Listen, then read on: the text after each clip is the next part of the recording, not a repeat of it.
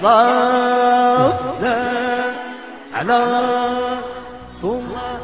إنا جاينا جا سيدنا محمد الله معاه